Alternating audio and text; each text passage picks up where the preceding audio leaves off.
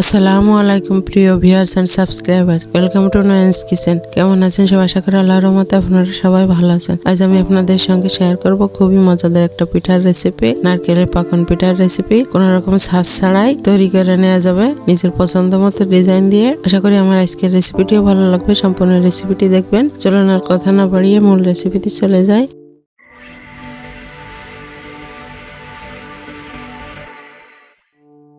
আমি পিঠাটা বানানোর জন্য চুলায় একটা প্যানে 1 বাটি পরিমাণ নারকেল নিয়েছি, 1 বাটি পরিমাণ পানি আর নারকেলটা ফুটে গেলে সামান্য পরিমাণ একটু লবণও দিয়েছি।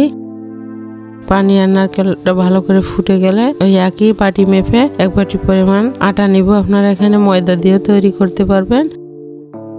এখন একটা ডো তৈরি করে নিব। বাটি বা কাপ মেপে নিলে নারকেল, পানি বা আটা, ময়দা যেটাই দেন না কেন মাপের পরিমাণটা ঠিক থাকবে। এখন ডোটা তৈরি করা হয়ে গেছে, এখন নামিয়ে রেখে দিব। এখন আমি শিরাটা তৈরি করার জন্য চলে আবার একটা প্যানে ওই একই বাটি মেপে 1.5 বাটি পরিমাণ পানি দিব। আর 1 বাটিরও কম আছে চিনি। আমার এই চিনিটা লাল যেহেতু, তাদের জন্য কালারটা লাল হয়েছে। 2টো এলাচ দিব।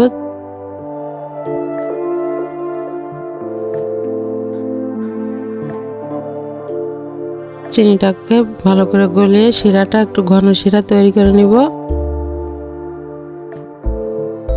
চুলার উপরে রেখে দিয়েছি। আমি 1.5 বাটি পানি দিয়েছি, ওটাকে কমিয়ে অর্ধেকটা করে নিতে হবে।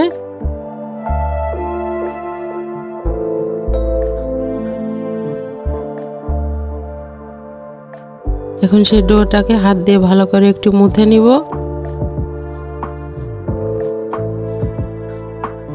মুথে নিয়ে মোটা আকারে একটা রুটি বেলে নিতে হবে।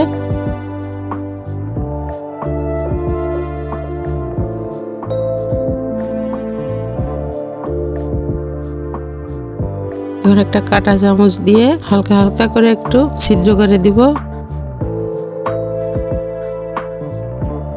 এখন একটা ছুরির সাহায্য কেটে নেওয়া যাবে।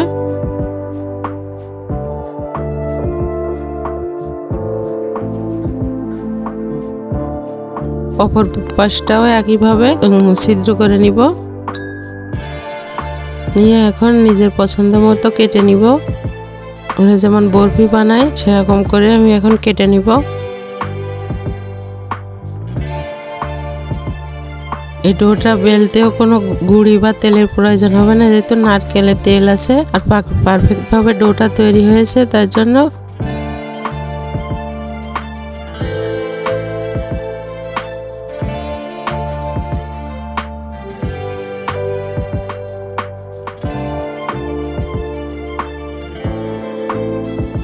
সবগুলো কেটে নেওয়া হয়ে গেছে। এখন ভাজার জন্য কড়াইতে সয়াবিন তেল দিয়েছি। তেলটা ভালো করে গরম হয়ে গেলে এখন কেটে রাখা পিঠাগুলো দিয়ে দিব। খুবই সামান্য উপকরণ, সময়ে খুব কম লাগে, খেতেও মজা। পিঠাটা দেওয়ার পর মিডিয়াম আঁচে করে ভাজতে হবে, তাহলে ভেতরটাও খুব সুন্দর মতো ভাজা হবে। একটা পাশ হয়ে গেলে অপর পাশটাও আমি উল্টিয়ে একইভাবে একটু হালকা লালচে কালার করে ভেজে নিব।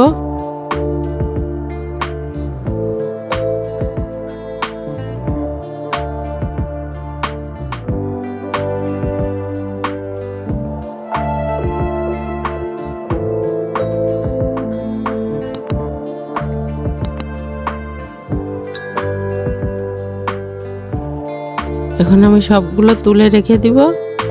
বাকি সব পিঠাগুলো আমি একইভাবে ভেজে নিব। শিরাটা যদি আপনার গরম থাকে তাহলে পিঠাটা ঠান্ডা করে দিতে হবে, আর শিরাটা ঠান্ডা হয়ে গেলে পিঠাটা গরম পিঠা দিতে হবে। শিরার ভিতরে দিয়ে 2-3 মিনিটের মতো রেখে এখন সব পিঠাগুলো আমি উঠিয়ে নিব।